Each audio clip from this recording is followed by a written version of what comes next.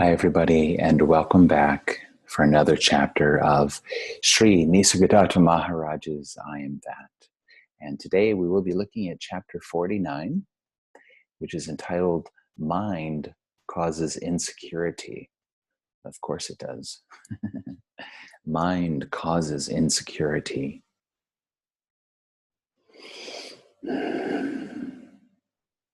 People come to you for advice. How do you know what to answer? As I hear the question, so do I hear the answer. It is one process. As I hear the question, so do I hear the answer. And how do you know that your answer is right? Once I know the true source of the answers, I need not doubt them. From a pure source only, pure water will flow. I am not concerned with people's desires and fears. I am in tune with facts, not with opinions. Man takes his name and shape to be himself, while I take nothing to be myself. Were I to think myself to be a body, known by its name, I would not have been able to answer your questions.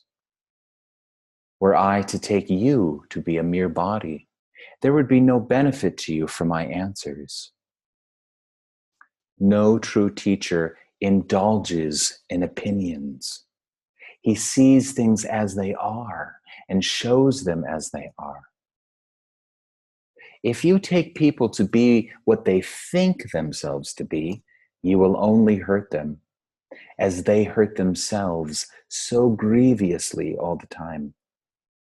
But if you see them as they are in reality, it will do them enormous good. If they ask you what to do, what practices to adopt, which way of life to follow, answer, do nothing, just be. In being, all happens naturally. Do nothing, just be. In being, all happens naturally. Do nothing, just be. In being, all happens naturally. It seems to me that in your talks you use the words naturally and accidentally, indiscriminately. I feel there's a deep difference in the meaning of the two words.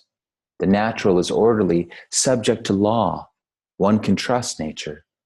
The accidental is chaotic, unexpected, unpredictable. One could plead that everything is natural, subject to nature's laws. To maintain that everything is accidental without any cause is surely an exaggeration.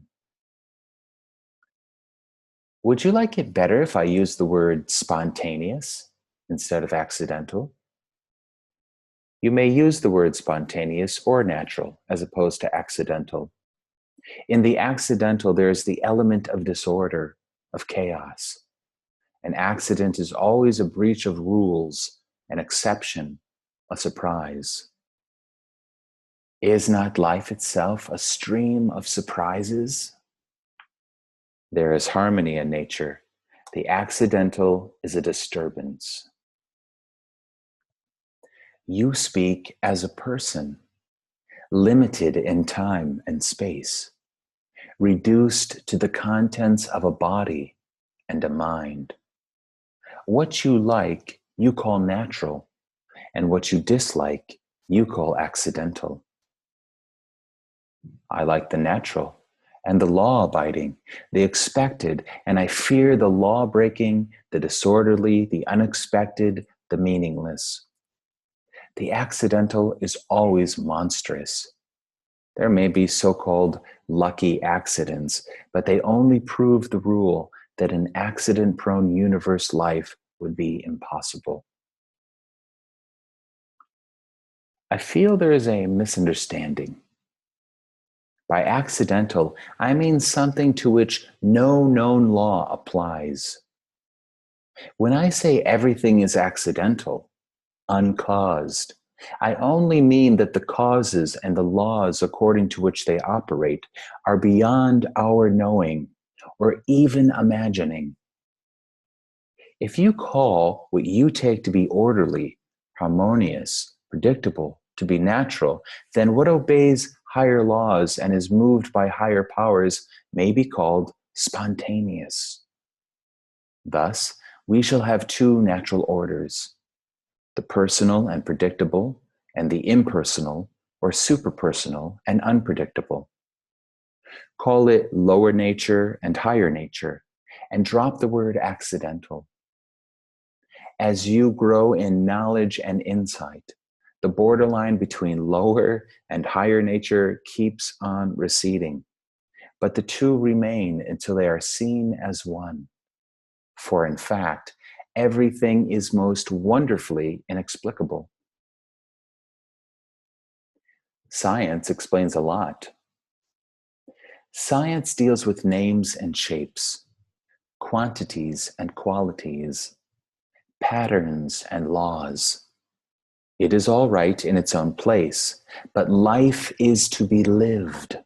There is no time for analysis. Life is to be lived. There is no time for analysis.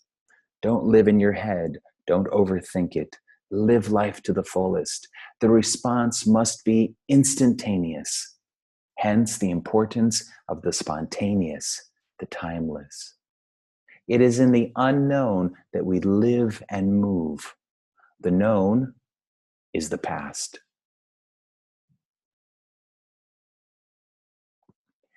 I can take my stand on what I feel I am. I'm an individual, a person among persons. Some people are integrated and harmonized, and some are not.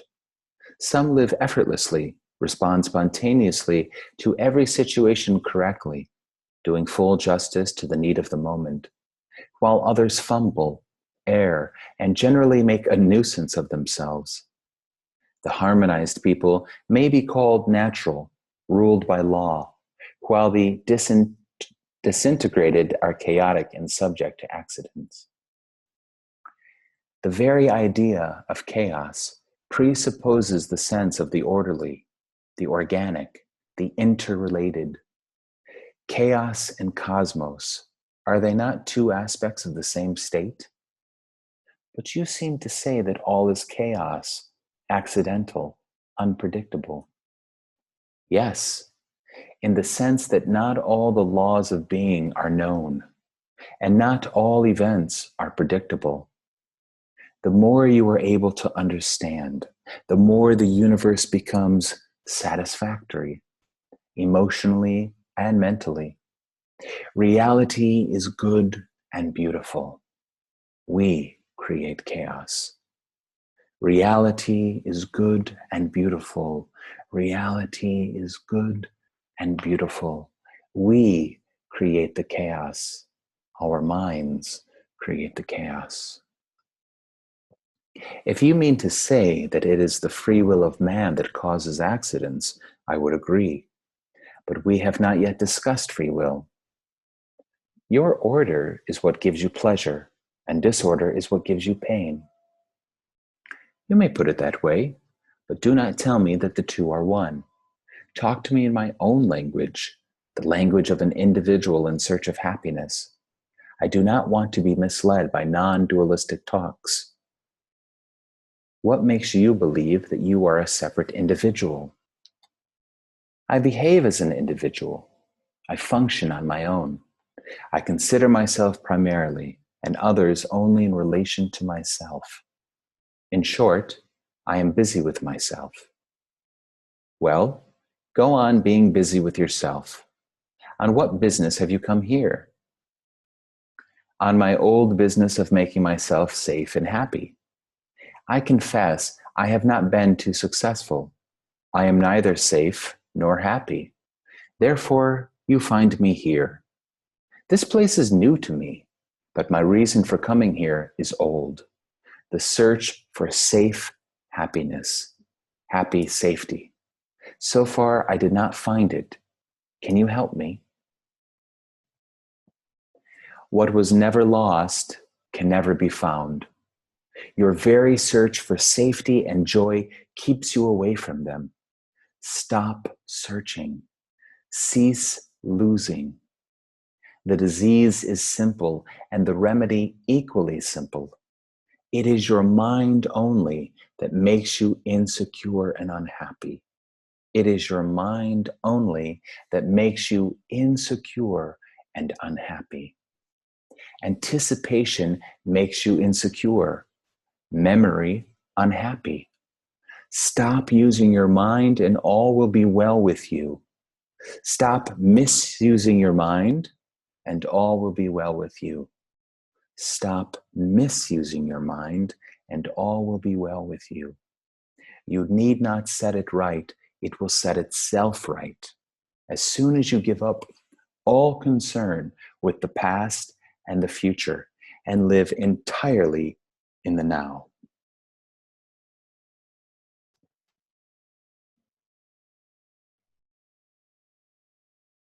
I think I'll stop there. What was never lost can never be found. Reality is not lost. Parabrahman is not lost. As Swami Vivekananda said, God has not fallen into a ditch. God doesn't need our help out of a ditch. Reality doesn't need to be found. It's not lost. Reality has always been here, right under your nose, even closer. God is above us, below us, in front of us, inside of us. God is everywhere, omnipresent, omniscient, omnipotent. We are in the ocean of being, looking for the ocean. We are that which we are seeking. Simply stop misusing your mind and all will be well with you. You need not even set it right. It will set itself right. As soon as you give up all concern with the past and the future and live entirely in the now, let go of the past. Adyashanti says, he asks, where is the past if you're not thinking about it? Where is the past if you're not thinking about it? Where is the future if you're not thinking about it? It's not there. Where is anything if you're not thinking about it? Right now, in this moment, I am sitting in a room, and there are many objects in this room, but they are basically going on unperceived because I'm not thinking about them. My awareness is not upon them. Right now, as much as I can, I'm just focusing on Nisargadatta's words.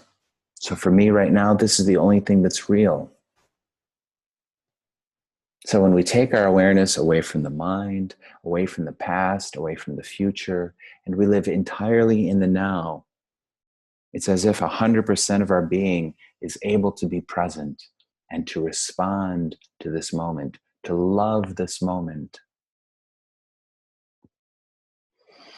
I am, I exist, I am aware. And the inherent intelligence and wisdom and creativity are allowed to flow.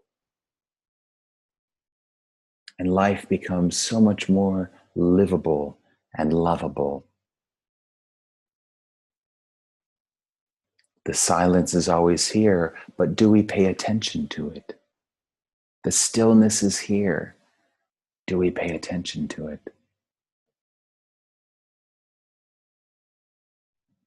So again, we're just gently returning back to love, returning back to the heart of awareness, present and aware, present and aware. I am aware. I exist in the here and now. What is happening here and now? God is what is. God is this, always and already. There is no becoming. There's only being. There's no becoming. There's no becoming. There's only what is. There is only this beingness, pure, vast, spacious beingness, the absolute Parabrahman, and you are always the supreme. You are never the person, even though that may be your experience at the moment. You are actually the vast supreme. Let go of the future. Let go of imagining. Let go of the past. Let go of regret. And live entirely in the now, the power of now, as Eckhart Tolle speaks about it. Be here now, as Ram Dass wrote about it. Of course, you can only ever be here and now. No matter where you go in the world, you will be here and now. But in our mind, we seem to be able to travel. We imagine and we take our place, we take ourselves out of the present location. We live in the mind, literally. As a person, we exist literally only in the mind as a concept. Okay, thank you, Nisargadatta Maharaj. Thank you, everybody. And we'll see you again for another chapter of Sri Nisargadatta Maharaj's I Am That. Om Shanti Shanti Shanti. Om Peace Peace Peace.